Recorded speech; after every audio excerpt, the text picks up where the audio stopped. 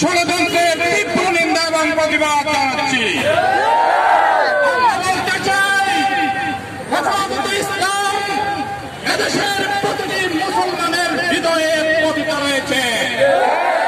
আমরা বলতে চাই, তোমাদের নাস্তিক মুরতাদ এবং মুরতাদদের দিন শেষ হয়ে এসেছে। এদের মুসলমানদের দেশ, শাহজালালের দেশ, শাহজালালের দেশ, উলামায়ে কেরামদের দেশ। এই দেশে নাস্তিক মুরতাদ এবং তাদের মুরতাদদের ঠাঁই হবে না, হবে না।